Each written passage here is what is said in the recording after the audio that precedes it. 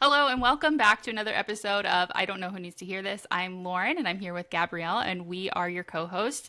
And today we're going to jump into a little bit of what we've been seeing online lately and just sort of the polarizing nature of social media and how some of that has been unraveling lately and how some of that is problematic in our opinion. Yeah. No, I'm looking forward to this conversation. I think you and I are both a little bit chronically online, maybe to a fault. But I mean, for me, I can only speak for myself. Yeah. I feel like sometimes I'm a little too much online, but I think that there are some things definitely going on that are worth talking about. And some lighthearted things, some maybe more serious topics or things that are going on. So yeah, looking forward to chatting about it. Right out the gate, I think it's important to acknowledge that some of this like polarizing sort of like this it's really like a toxic environment online Yeah. to be in. And I think that right out of the gate, it's important to acknowledge that like both sides, and I'm saying both sides, but like really for me, there's like all like there's just a whole like cluster of like misinformation or sort of misrepresented information or opinions. And everybody's really passionate about what they're saying because in sort of this niche and the niches that branch off of it, which is like babies and toddlers, right? Like there are some dangerous things, right? Like they can be life or death if we're talking about like safe bed sharing and those kinds of things, and really contribute to like mental health, mom's mental health, baby's mental health. And so they're really important, big, heavy hitting things. And I think people get really rightfully so, they get really passionate about their opinions and the way that they have interpreted research and some of those kinds of things. So I think that I just want to name in the beginning before we start that we're not really here to trash or tear down any other creators, but more to just have like an open discussion on some Yeah. how what you say online, especially if you have a large following or you're deeming yourself an expert, the things that you say and the things that you model really have a much bigger impact than one might think. Yeah. And I'll take, some of ownership there of like you and I are not immune to that either. Like our Yeah. personal experiences influence what we post and how we share it and how it comes up. So it's not like we're sitting here on a pedestal being like, oh, we never do any of these things or we never like engage online in a way that maybe isn't totally true to our values or true to, down to earth, but we, are human too. And I think that's what it comes down to is like everyone online that you're interacting with. I mean, now the AI is popping up, maybe not everyone, but most people you're online interacting with are human beings behind the screen. And they are coming with their own experiences, their own biases, their own, personal experiences. And there's a whole lot of cognitive dissonance, I think, that comes up in this sort of conversation too, where it's very difficult for anyone, for any human being to have made a decision or have done something, been like a proponent of something, and then gotten evidence or feedback or sort of like other information that is at odds with what you've said or done or what you've believed up to this point. And that whole experience psychologically can be really, really distressing. And that's kind of, I think, at the crux of some of this. And I mean, I know I'm not immune to that experience either. So, we're talking about all this stuff from a human standpoint as two human beings that are also online and just trying to navigate the messy waters of being online in this space with some of these topics. Yeah, I agree.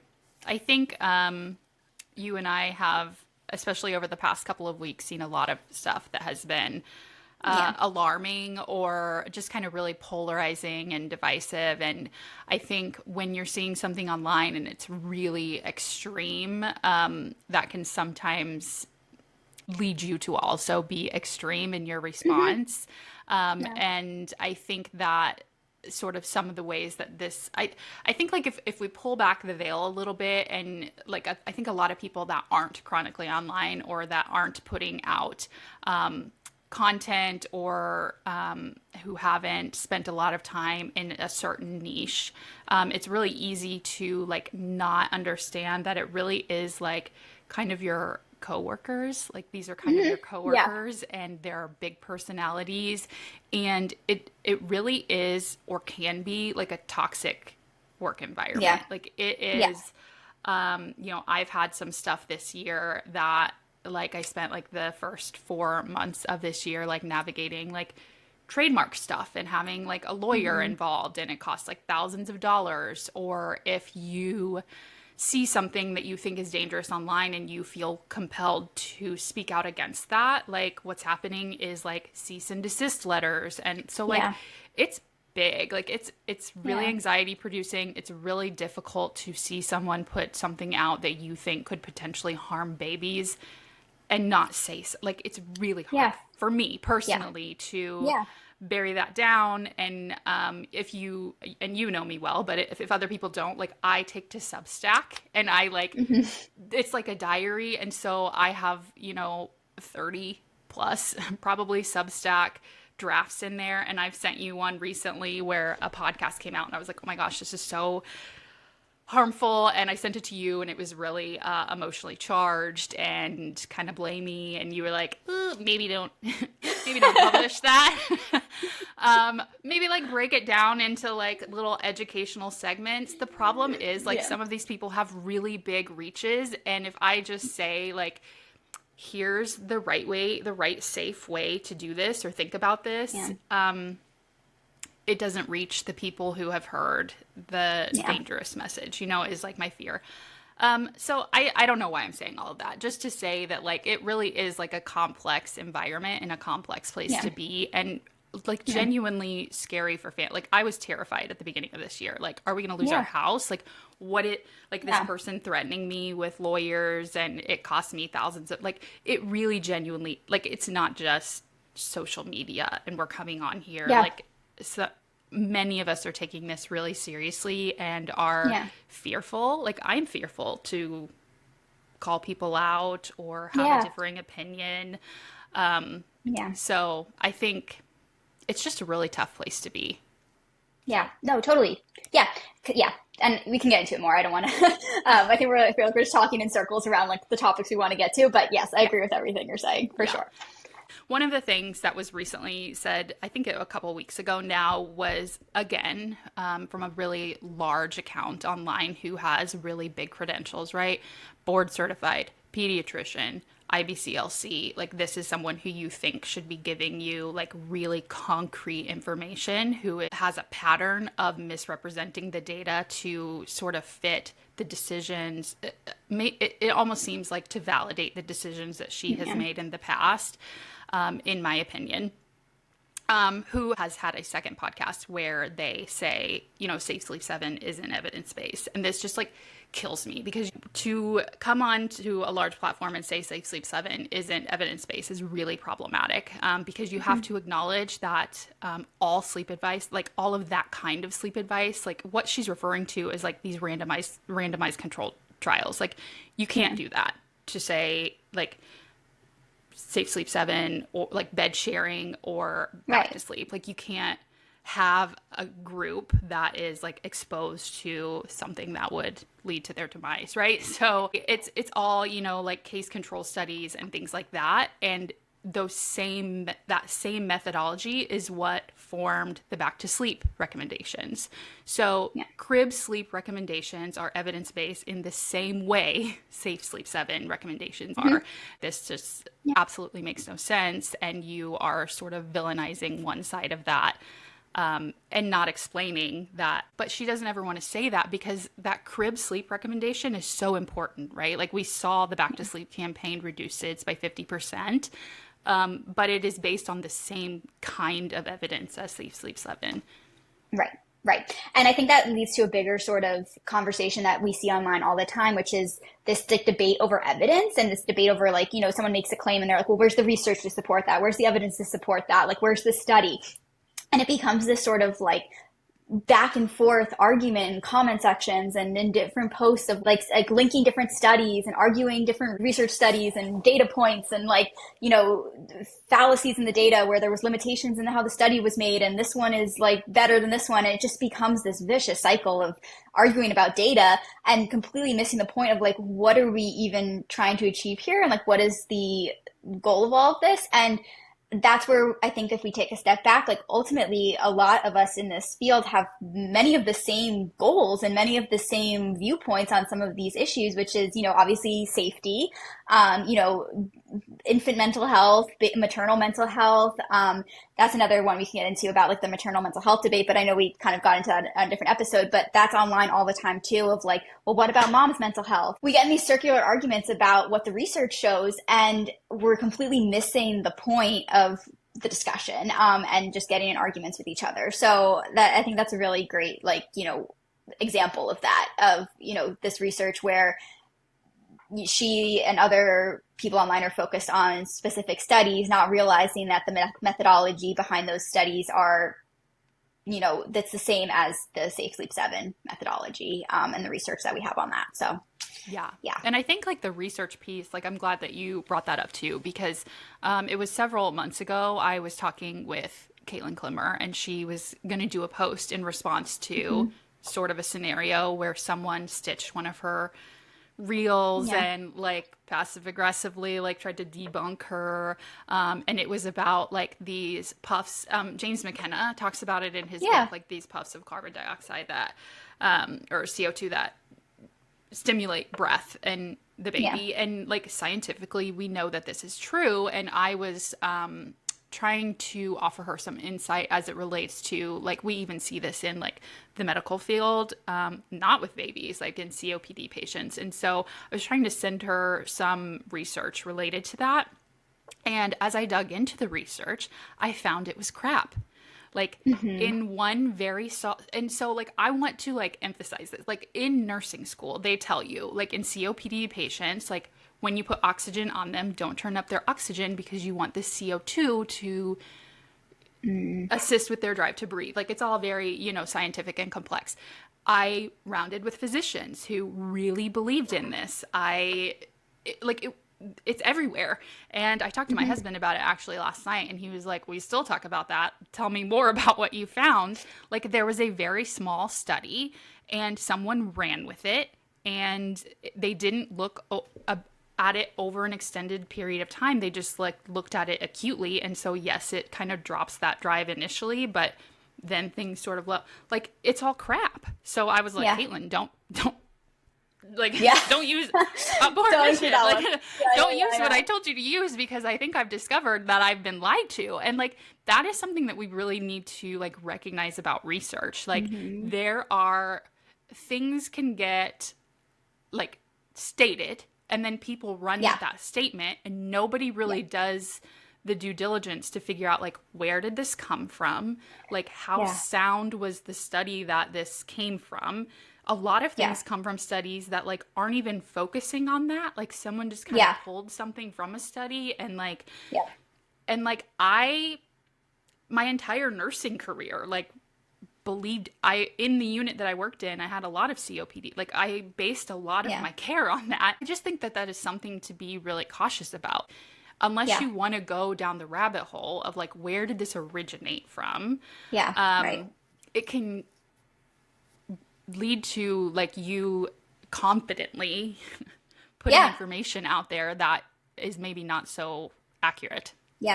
Yeah, no, totally. And I think that's a really great point. And made me think of this other study. I made a post about this the other day, but this is a study that gets cited a lot for the efficacy or the safety of sleep training. And we learned about it in Greer's course, the Khan et al. Study from 2023. It speaks to, the intervention of sleep training and how it quote unquote works and all of that. And what it doesn't get described a lot when we talk about this study is the largest difference from cry it out sleep training and no sleep training in terms of like sleep duration is only 19 minutes. So that's the first point. Like the biggest difference between parents who did full extinction cry it out and parents who did zero sleep training was 19 minutes of sleep. It's not like this huge thing. And the bigger points that, I made a post about this the other day is on average, the parents who, use Cry It Out, or the families who use Cry It Out, it took 25 days to see a noticeable difference or like noticeable change in their baby's sleep. And I think that part gets totally missed or not relayed to parents. And it's crazy because we hear like Cry It Out extinction. It's just going to take a few days. Like, in less than a week, your baby will be sleeping through the night. And all these different claims, and that is not what some of this research that is cited heavily by sleep trainers actually shows us. It shows us it takes a month, at least a month. Controlled crying was 32 days. Like it's insane, kind of the pieces that get left out to convey the message that whoever is conveying the message wants to, show people. Yeah. Yeah. And I think like the public health piece of that, and like people really kind of dog Reddit or Facebook. But if you go into Facebook groups, the problem is that the people who had a really successful time with sleep training, right? It took a day or whatever, are oftentimes not in the same groups or have different beliefs than the people who it took.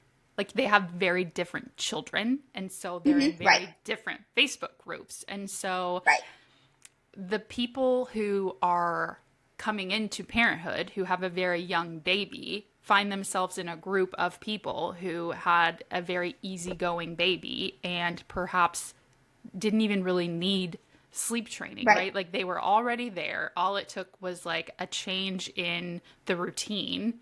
Or like a temperature. They turn the thermostat up a degree, and then their baby sleeps through the night, and they're like, "Oh, sleep train, like it worked." Yes. And so you have a new parent who wound up in that group, and like, so like those sort of phenomenons are happening all over in like Reddit and whatever. And if you have a parent who somehow ends up in the wrong group, like then you get this turbulence, right? Like you have a group that's like sleep training is bad, and it took 30 days and blah, blah, blah. And then you get this parent over there where this saved my life. This was so easy. This took like, so what you're seeing, and all of that is like sort of like this public health phenomenon. And I think really for those of us who are chronically online, and we don't want to because we're like bashed there, right? Like in Facebook groups and in Reddit, like spend some time in there, because I see a lot of sleep training accounts be like, nobody's saying to leave your baby to cry for 8 hours. It's happening, and it's happening often. People are saying that. So don't say nobody's saying that, because people are. Like, nobody's saying to let your baby lay in their vomit.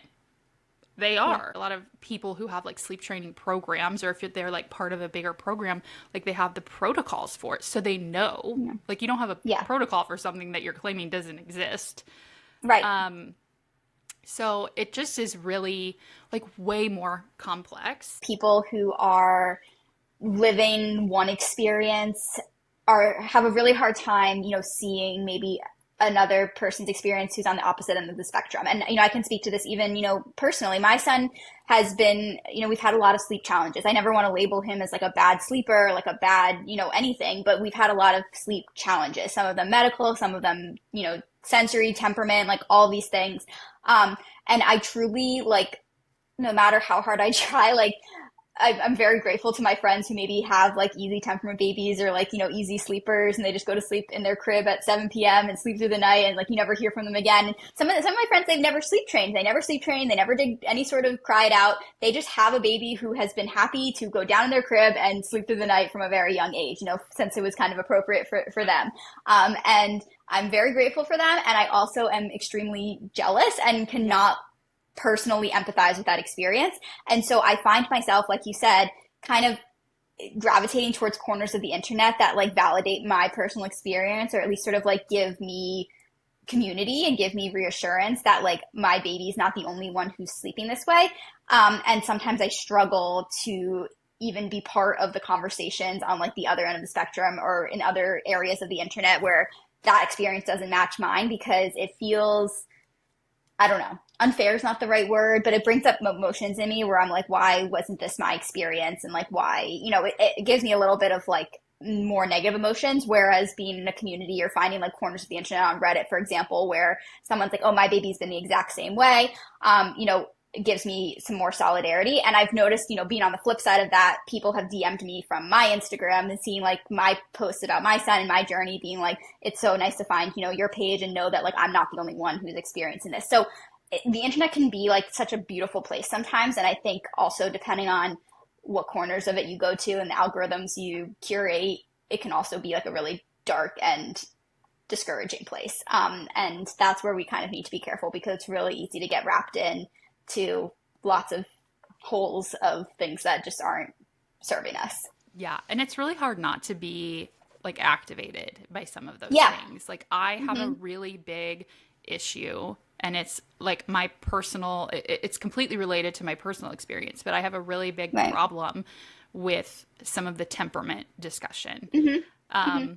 I believe in temperament. Yeah. Obviously, like it is absolutely a thing. I also believe that many families of autistic babies are left without support for a really long time, because they're told this is a difficult temperament, like that Yeah. difficult, highly sensitive, spirited temperament trait that is not that. It is autism or, sensory processing disorder or something medical, like what you were saying. Yeah. And so I think, one of the things that was seen online recently is that like your baby's temperament won't have any impact on whether they can or cannot be sleep trained. And I think that is sort of a scary thing to say for parents who have been in situations like mine. And I know I'm not Yeah. alone. So my community is a little different because I don't have a lot of comments. Like, I don't get a lot of comments. I get a lot of DMs, and a lot of people are fearful to like sort of being new to the autism community. Like I have a lot of that pipeline. Like you are brand new, you think your baby is autistic, or you have a toddler who just received a diagnosis.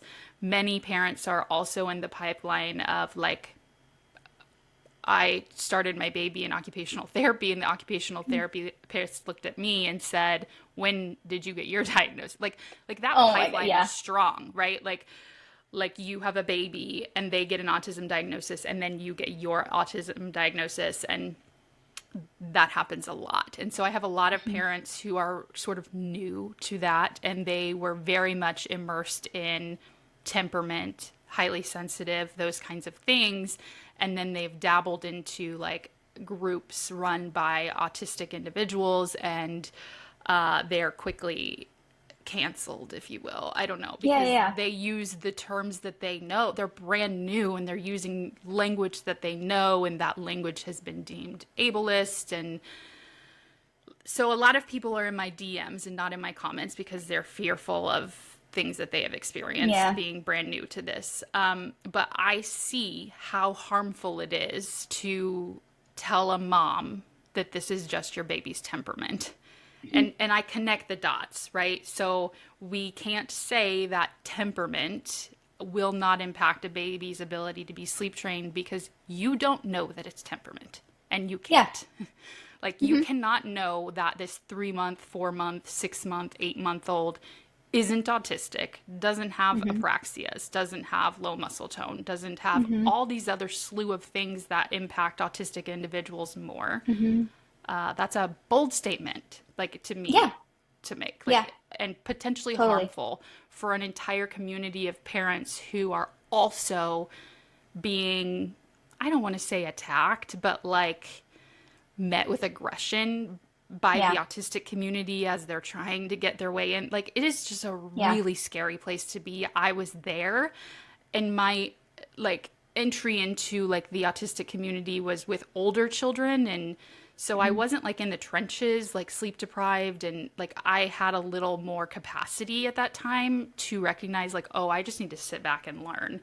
But if you have a baby that won't sleep and is crying inconsolably, like you're not sitting back and learning, or like you're asking No. questions and you're using the language that you know, and that language is Yeah. sometimes rooted in behaviorism and ableist. And Yeah. like when you are trying to support your baby, like that's not the time to teach someone about Yeah. ableism. I don't believe.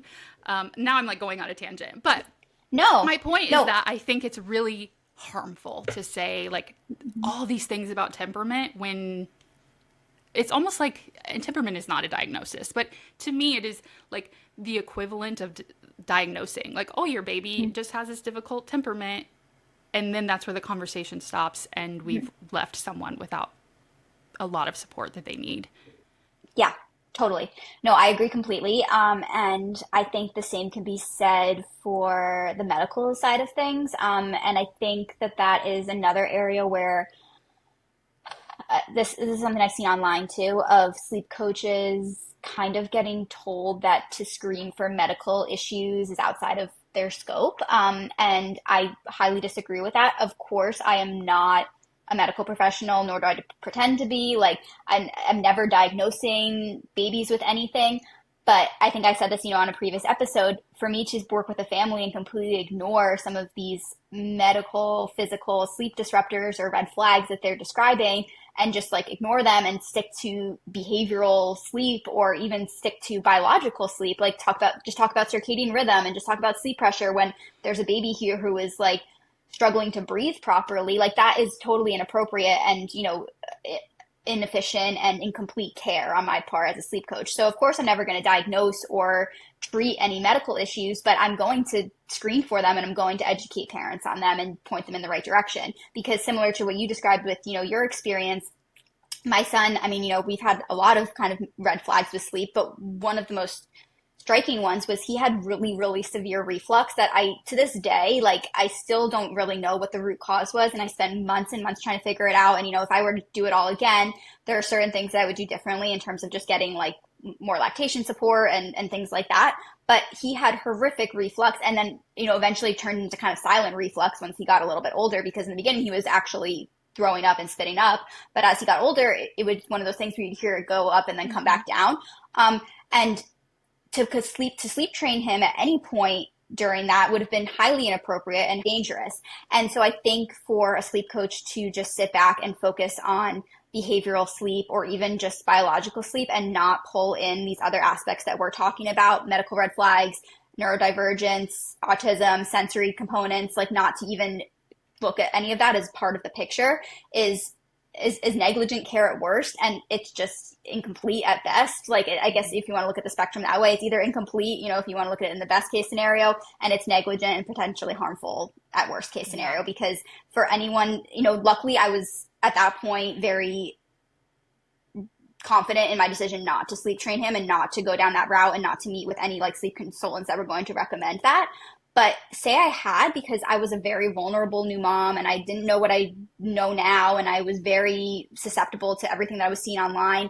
If I had worked with a sleep coach or a sleep trainer that told me just like lay him down in the crib and let him cry, even Ferber, even like, 2 minutes of crying, 5 minutes of crying, and he was refluxing and spitting up, even when he was an infant, very young, he used to like wake up, unbeknownst to me, I thought he was sleeping. He would wake up like in a puddle of his own spit up.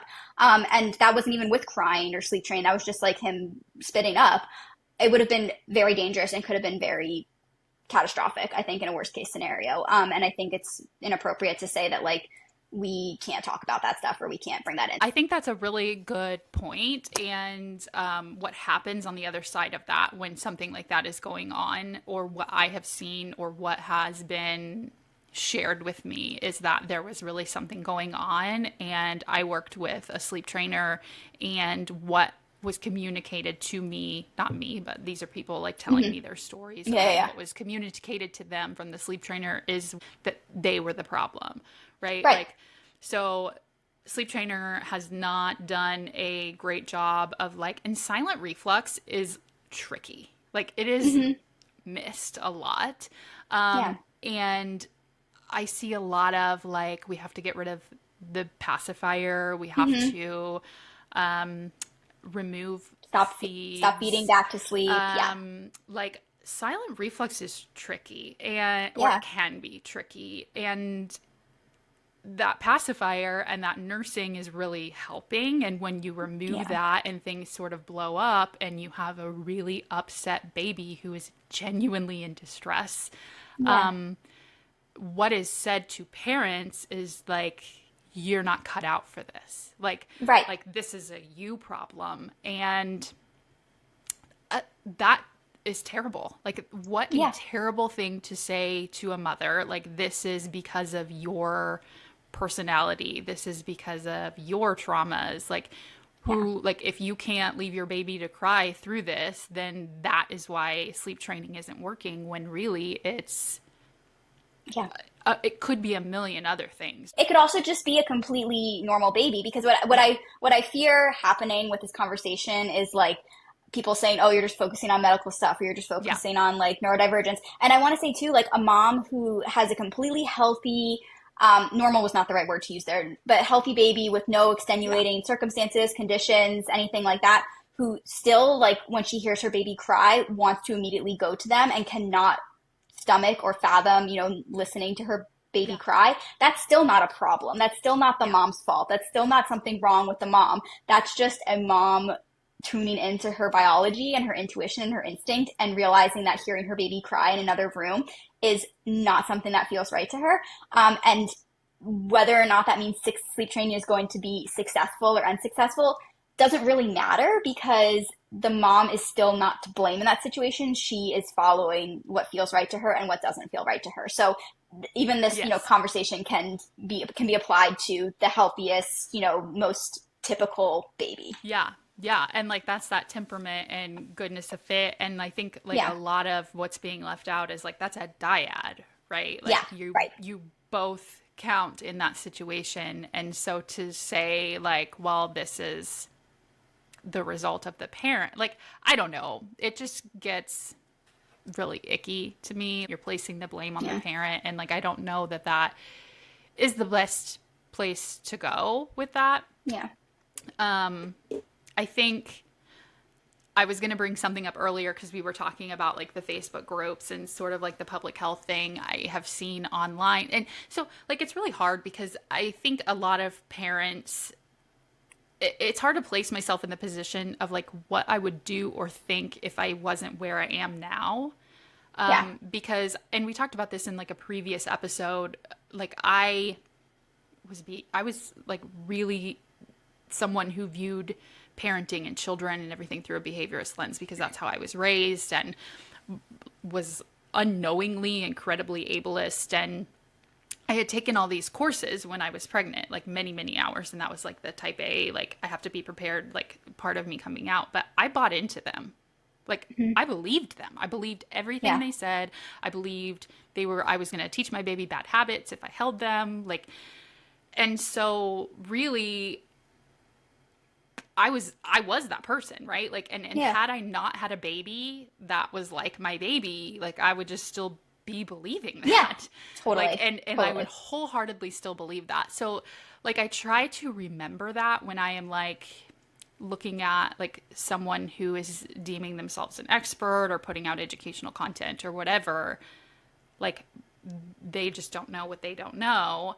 Yeah. But like when you get into like Facebook groups or Reddit and you see all these, like a parent can't be a doctor, a therapist, like we're putting all, like you sort of have to, like in Mm-hmm. order to like swim through all of this misinformation or conflicting information, like you have to educate, like no one has time to not, like I've spent so Yeah. much time and like still spend so much time, like that thing with Caitlin Klimmer, like oh my gosh, like what an epiphany for me, like but that took Yeah. me 7 hours of reading research over like 2 or 3 days to be like, ooh, I've been misled. But when you kind of see this stuff in Facebook groups, like you have to remember like what people know or don't know or Yeah. whatever. And so one of the things I have seen from like an expert is talking about it, which is another like heated topic, like when do we reduce night feeds? Yeah. And formula, breastfeeding, the research shows different things. And there is research, like I'm not saying that there's no research, like don't come at me. Like there is research saying that like this formula sitting on teeth overnight can cause cavities and all of that. And so the recommendation is to wean from night feeding with formula when you have the eruption of teeth. But some babies are born with teeth. Like Yeah. and my child had his first few teeth at like 3 months old. So Mm-hmm. like they still need night feeds. So like Yeah. just kind of these like I don't know, like really like you just have to be careful. Like if you are Yeah. presenting yourself and social media is hard that way, right? Because I can say like the evidence says, and there is some evidence to that, right? Like I'm not Yeah, denying that, right. like that cavities Yeah. happen, the difference between formula and breastfeeding, and I don't like bleh, this is not like an educational episode, but like when you're breastfeeding, Hmm. the nipple's way back in the Yep. mouth, so it's not getting on the teeth. The formula in the bottle is sitting on the teeth. Like there's Yeah. sound, there's sound Right. evidence there. Um, and it's very difficult on social media, in a story, in a post, to be like, Yep. but like babies need to eat at night. Like it's part Right. of like their biology and their physiological needs. And if you have a baby born with two teeth, they still need food. Like, Yeah. Right. ugh. Right. And like I have seen in groups where moms are very like 8 weeks old, like we're not doing overnight feeds because she has a tooth. Yeah. What do you mean? Like, Yeah. Right. so like you Right. just have to be really careful. Like if you're not in the like if you are coming on here as an expert, please go spend some time in these groups and on Reddit and like see what parents are doing and see the impact of what you model. Like Yeah. the modeling we've not even talked about what some of these people are modeling. Like it is so Yeah. scary to me. And I can do this with my baby because I've seen it in a reel or whatever, and we can talk about that in a minute. But like the teeth thing really triggered me because I had just seen in a Facebook group this mom who had a very young Yeah. baby, and she had seen not this person's post that I'm talking about that I saw, but she had seen another post, which tells me lots of people are talking about Yeah. this, that like, well, I don't want to give my baby cavities, so my baby who has a like 8 weeks old is really early to have teeth. But again, some babies are born with teeth. Like you just have to be really careful. And Yeah. and social media is not the best place to be nuanced and No. inclusive and yeah. No, totally. Yeah, I had a conversation, lots of conversations in my DMs about the teeth thing too, because I had also shared about it and posted about it, and feed the overnight feeds in general. Yeah, because I think there's a lot of fear, and obviously it's valid. Like you said, there's evidence to support the fact that milk sitting on the teeth overnight is not good for them. But there's also evidence and intuition and instinct and whatever other data you want to, include that babies still need feeds overnight, sometimes even beyond a year. And sometimes they need that, sensory input. Sometimes they need that connection or that um, nurture, or however you want to word it. And so like I had some moms in my DMs being like, I'm still bottle feeding my 14-month-old overnight, and I'm having a really hard time like finding that balance between oral health and what they're cueing for me that they need. Like I want to follow my baby's cues. I want to feed on demand. Like I want to remain responsive. And like they still seem to really, need these feeds overnight. Like what should I do? And that's where I said, this is why it's so hard to give advice or give like feedback on social media, because there's so much nuance to it. And that's why, I probably sound like a broken record when I do my Q&As, but a lot of times I'm like, this is a one-to-one conversation. Like this is not something that I can answer Yeah. in this like little question box on my story, because there's so much that goes into this. So for that family, for example, like I would weigh the pros and cons, the benefits and risks of overnight feedings at this age versus what their baby is telling them that they need and what is working for that baby. And that's just not something that can be sort of like given as blanket advice, because the blanket advice in that situation would have been, oh, they're 14 months old, they should have been off bottles overnight a long time ago. Like, you're a bad mom for still, giving them a bottle overnight. Like this is your fault. You should have weaned them a long time ago.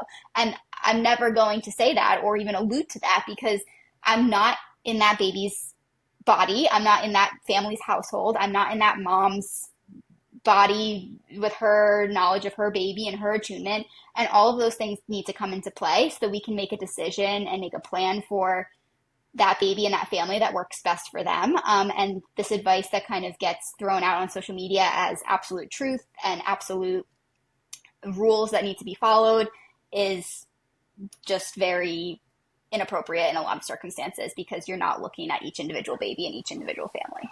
Yeah. And I think what you were saying earlier about like finding the corner of the internet that sort of Yeah. validates you, you can like really easily get pulled into that, because what I see in the families that are talking with me, a lot of the very young toddlers are in like therapies. Mm-hmm. And there's a big, like, I don't even know how involved you are in this mess, but like in the therapy world, like there's all of this like ABA and like I don't know if you're like Yeah. sort of in on that, like Yeah. um, all of that. But there are a lot of like therapy approaches that we now know are harmful. Yeah. And like I would not recommend them, and I offer a free resource of like here's some questions that you could ask to make sure your therapist is affirming and a good fit and all of Mhm. these things. But I find that a lot of people who are messaging me are working with a therapist who has a harmful approach, and then they see a post online that like validates that harmful Yeah. approach, and then they're just pulled down that path. And then Yeah.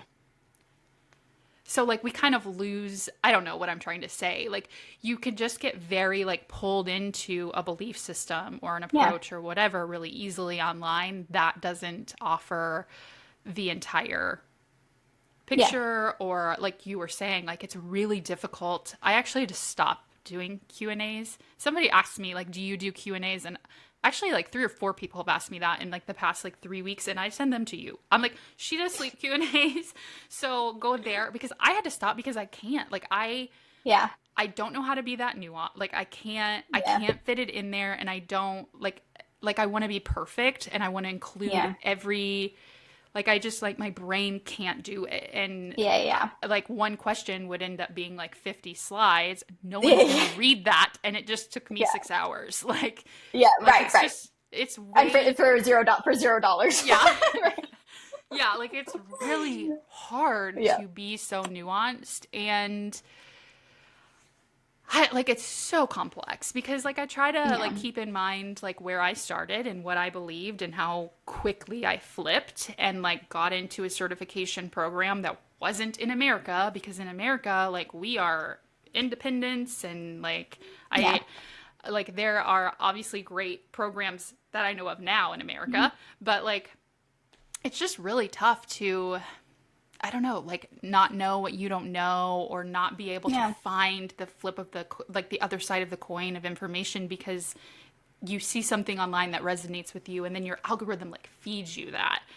The most important thing for me, I'll speak from personal experience, is really trying to, it's so tricky because you're at the mercy of like the algorithm sometimes, but like curate your social media feed to things that are supportive for you. Not to say that you can never look at the other side of things or look at other opinions or sort of like get the wheels turning in your head about other ways that things work.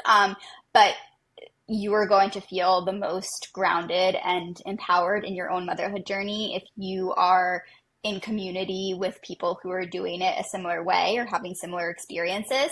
And that's not to say you have to exist in like this vacuum on social media of just your experience or just your reality, but it really can make the whole experience of motherhood, parenthood, life in general feel less lonely if you are doing it alongside, online people that are having a similar experience. And I think a lot of ways, I don't know if this is a sad thing to say or a, discouraging thing to say, but a lot of times these days our village is online. I know that's been true for me, where I know I have people in my life in person, of course, but the biggest like village I have in motherhood is online, and the other moms and creators that I have connected with on there, where like you, for example, Lauren, or like some other moms and creators on there where I could message them, DM them, text them, know that they are going to understand my experience. I've met one of my best friends now online, just because she's had a very similar experience in motherhood with me, with her son.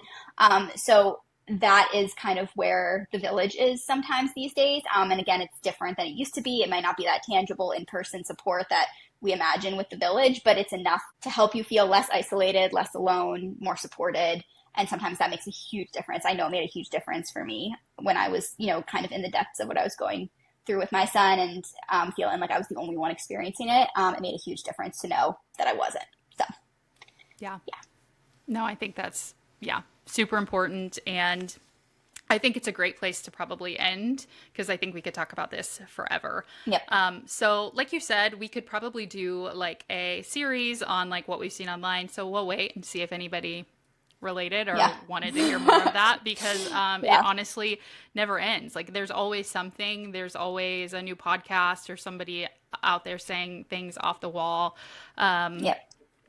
so yeah, I think that's a great Yeah. place to go. All right. Well, Yeah. thank you guys for joining us.